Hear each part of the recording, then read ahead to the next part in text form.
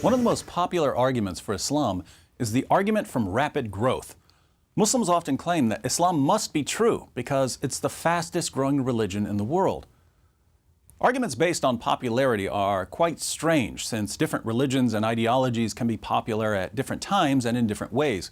Christianity is the world's largest religion, but no Muslim accepts this as proof that Christianity is true. Communism was one of the fastest spreading movements in history, but what does this have to do with the truth of communism?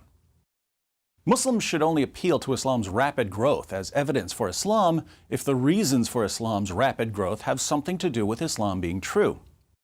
So the question we should be asking is, why is Islam spreading rapidly? The primary reason Islam is growing so rapidly is high birth rates. As a general rule, if your group has more children than other groups, your group's going to grow faster than other groups. According to Pew Research, Muslims have the highest birth rates in the world. The question we should ask now is, why do Muslims have more children than non-Muslims? Here we find that the high birth rates are connected to Islam's impact on women. When women have fewer opportunities in life, they tend to start having children at a younger age.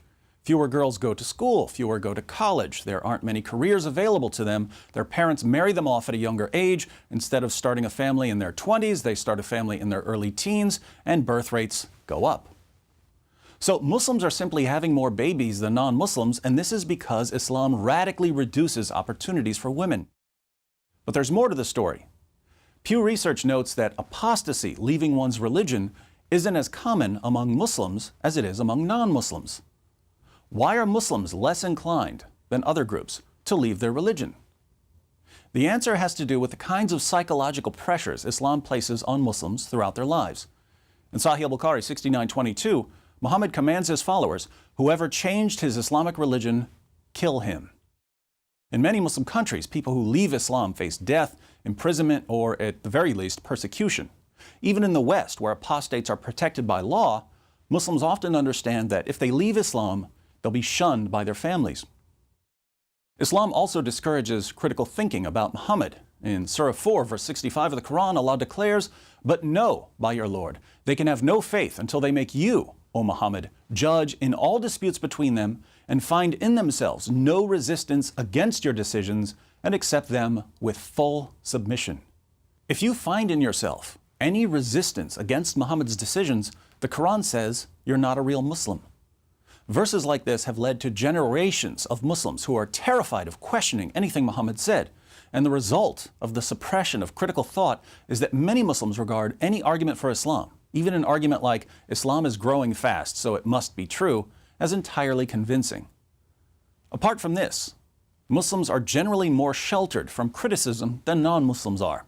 In Muslim countries, criticism of Islam is not tolerated and may be met with legal punishments or mob violence. Even in Western nations, criticism of Islam is often silenced by calling critics racists, bigots, hate mongers, and Islamophobes. Muhammad ordered his followers to kill people who made fun of him, and the Salman Rushdie affair and the murder of Theo van Gogh and the Charlie Hebdo massacre have convinced most critics to keep their mouths shut, thus further insulating Muslims from any sort of critical thinking about their religion. So now we understand why the Muslim population is growing so rapidly. But Islam isn't just growing rapidly in terms of global population, it's also growing rapidly in the West. Here again, however, this has little to do with conversions to Islam. Islam's main source of growth in the West is immigration. Why are so many Muslims fleeing Muslim countries and moving to the West?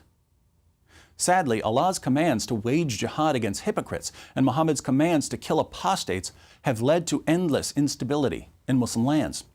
There's always some group accusing other groups of being hypocrites or apostates and wanting to kill them for it.